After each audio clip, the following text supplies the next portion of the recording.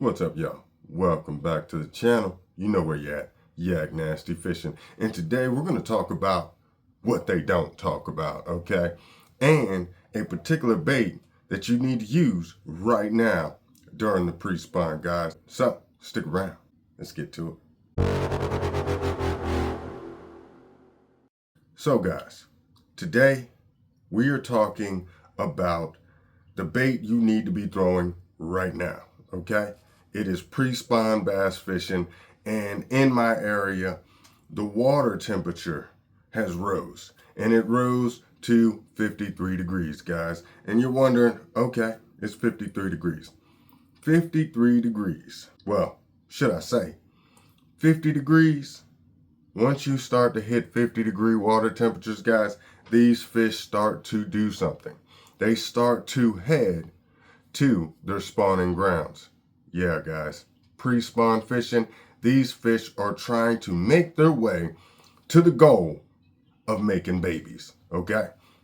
Now, I don't know if their baby making is as fun as ours, but what I will tell you is it is a biological instinct and they have to do it. So most of these fish are going to start working their way back to the spawning pockets, all right? That's the back of the bays, normally in the back of those lakes, those ponds, or those rivers up the creeks where it is a very protected area, gets lots of sunlight, normally on the northern or more northern edge or bank of the body of water, guys. So these fish are starting to make their way there. In my area, this has just begun, guys. And I know in other areas down south, I am on the East Coast, but down south, these guys have been in pre-spawn for the last month, maybe. Okay, guys? So once those temperatures start rising, once we start to get those warming trends,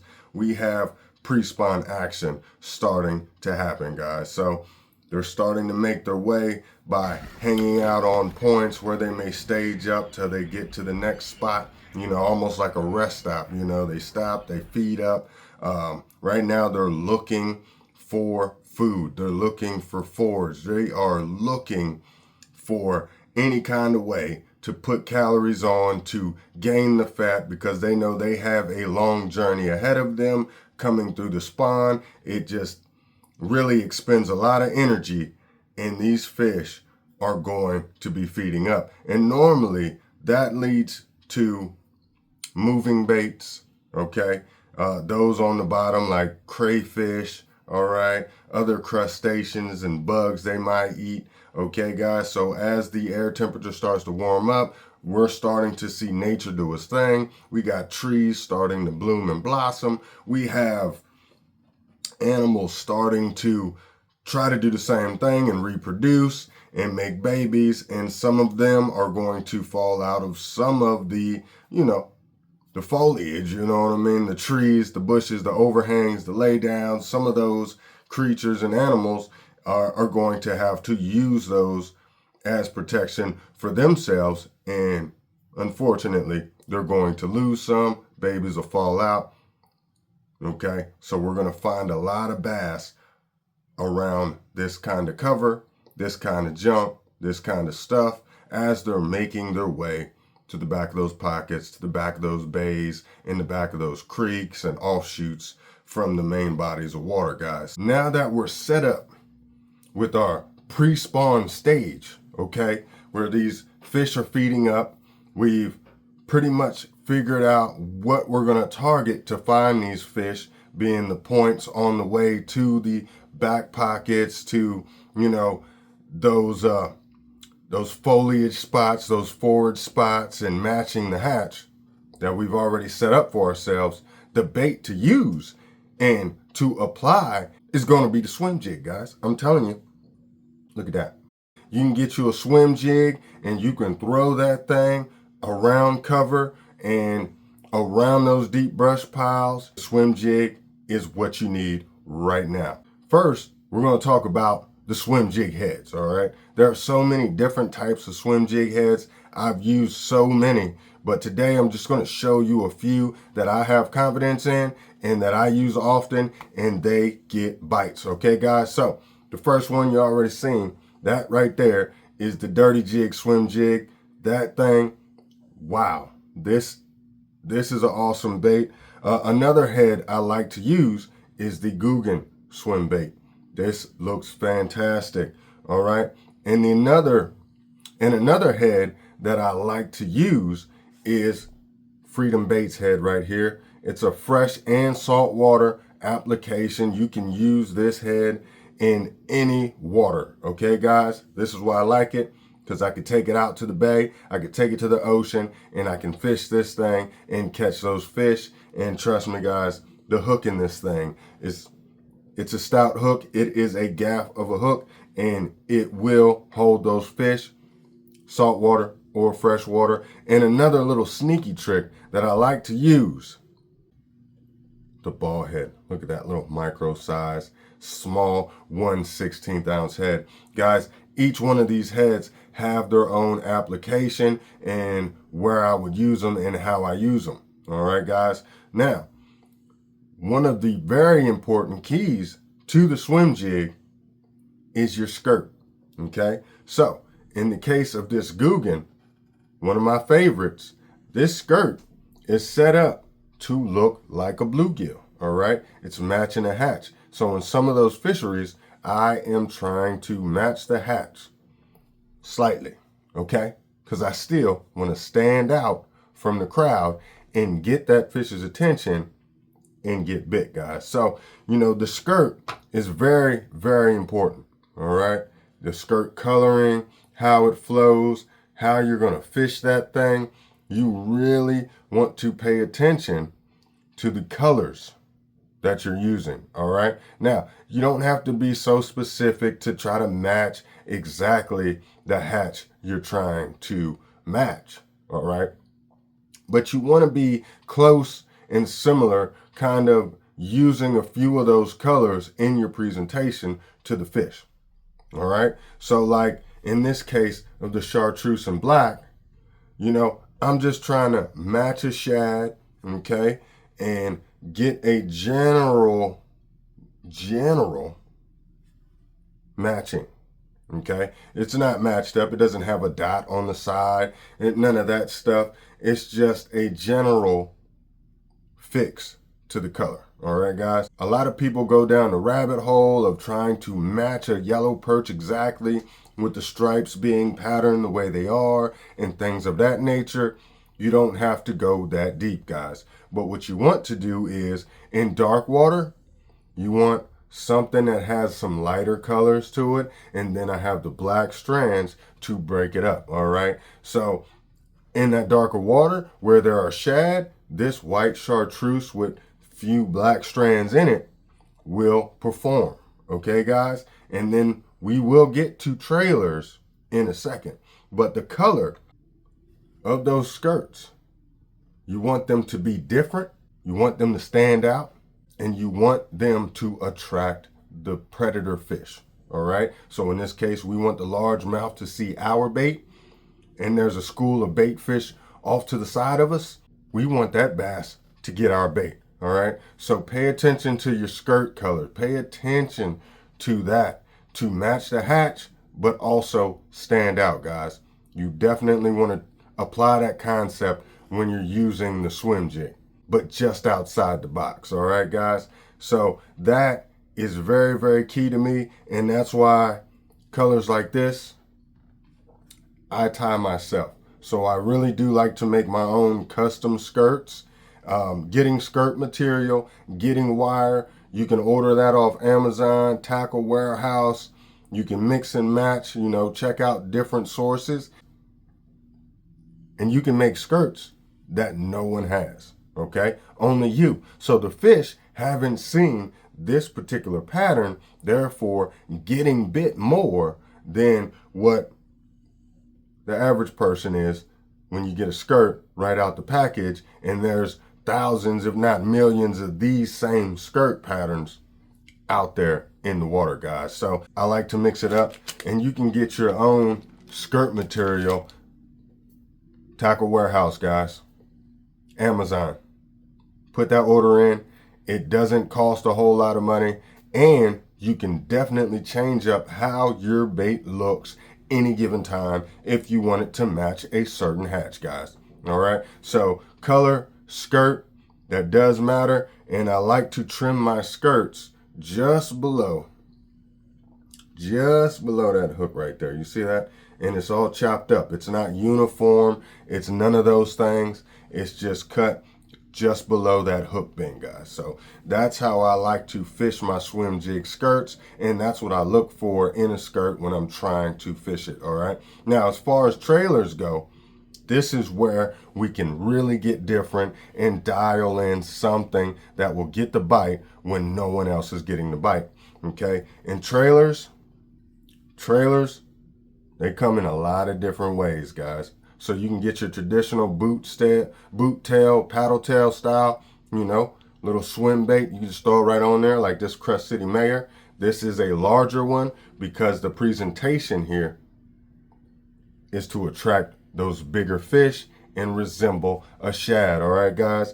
I also like to use, look at that swammer, that Guggen swammer with that fat body. All right, it keeps that kill level and it keeps that bait just coming back straight to you. All right, that fatter body means that I can fish it a little bit slower and still get that awesome action. All right, guys. And then another trailer I like to use is the Yamamoto Seiko. Look at that.